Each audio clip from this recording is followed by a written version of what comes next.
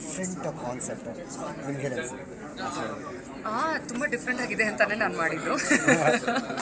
ಅಲ್ಲ ಭಯ ಒಂದು ನರ್ವಸ್ನೆಸ್ ಎಲ್ಲ ಅದರಲ್ಲಿ ಆ ಪ್ರಮೋದಲ್ಲಿ ಅಡಗಿತ್ತು. ಹೌದು.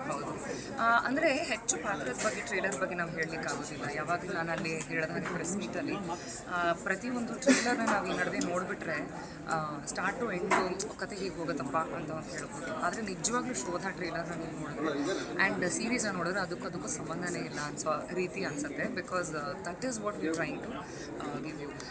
ಸಸ್ಪೆನ್ಸ್ ಅಂದಾಕ್ಷಣ ಸಸ್ಪೆನ್ಸ್ನಲ್ಲೂ ಬಿಟ್ಕೊಡ್ತಾ ಇಲ್ಲ. ಇದು ಅಫ್ಕೋರ್ಸ್ ಈ ಝೋನಲ್ಲಿ ಈ ಒಂದು ಸಬ್ಜೆಕ್ಟಲ್ಲಿ ತುಂಬ ಚೆನ್ನಾಗಿ ಬರೆದು ಕ್ರಿಸ್ಪಾಗಿ ಮಾಡಿ ರೆಡಿ ಮಾಡಿಟ್ಟಿದ್ದೀವಿ. ಇಟ್ಸ್ ಆಲ್ ಇವಾಗ ನಿಮಗೋಸ್ಕರ ಕಾಯ್ತಾ ಇದೆ. ನಿಜ ಹೇಳಬೇಕಂದ್ರೆ ನಾನು ಸಿನಿಮಾ ಮಾಡೋಕ್ಕೆ ಮುಂಚೆ ಮಾಡಿದ್ದೆ ವೆಬ್ ಸೀರೀಸ್ಗಳು. ಇನ್ಫ್ಯಾಕ್ಟ್ ಇದಕ್ಕೂ ಮುಂಚೆ ಒಂದು 3 ವೆಬ್ ಸೀರೀಸ್ ಆ್ಯಕ್ಟ್ ಮಾಡಿದ್ದೀನಿ ಕನ್ನಡದಲ್ಲೇ. ಆಗಿನ್ನ ಈ ಒಂದು ಕಲ್ಚರ್ ಆಗಲಿ ಈ ಒಂದು ಅಲೆನ ಇನ್ನು ಯಾರೂ ಶುರು ಮಾಡಿರಲಿಲ್ಲ. ಅದರ ಪ್ರದೀಪ ಅವರು ಅವರ ಸಂಸ್ಥೆಯಿಂದ ಒಂದಷ್ಟು ಮಾಡಿದರು. ಈಗ ಬಹಳ ವರ್ಷಗಳ ನಂತರ ಮತ್ತೊಮ್ಮೆ ಇದನ್ನು ಈ ಒಂದು ದೊಡ್ಡ ಪ್ಲ್ಯಾಟ್ಫಾರ್ಮ್ನಲ್ಲಿ ಅವರು ಇಂಟ್ರೊಡ್ಯೂಸ್ ಮಾಡ್ತಾ ಇದ್ದಾರೆ, which is a very good thing.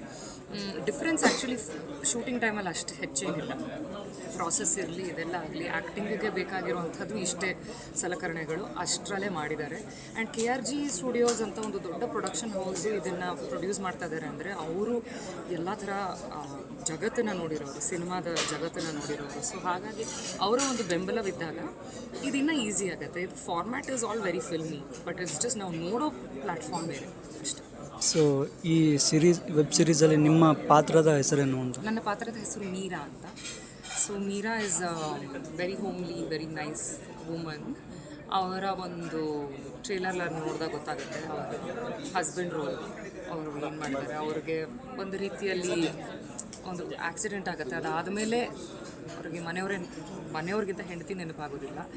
ಯಾಕೆ ಆಗೋದಿಲ್ಲ, ಏನು ಕತೆ, ಎಲ್ರಿಗೂ ತಲೆ ಕೆಡಿಸಿರುವಂಥ ಒಂದು ಟ್ರೇಲರ್. ನೀವು ಅದಕ್ಕೆ ಖಂಡಿತ ಉತ್ತರವನ್ನು ಅಲ್ಲೇ ನೋಡಬೇಕಾಗುತ್ತೆ. ಓಕೆ, ಎಲ್ಲ ಹೇಳ್ಬಿಟ್ರೆ ಏನು ಸೀರೀಸ್ ನೋಡಾಗತ್ತೆ ಎಲ್ಲ. Thank you.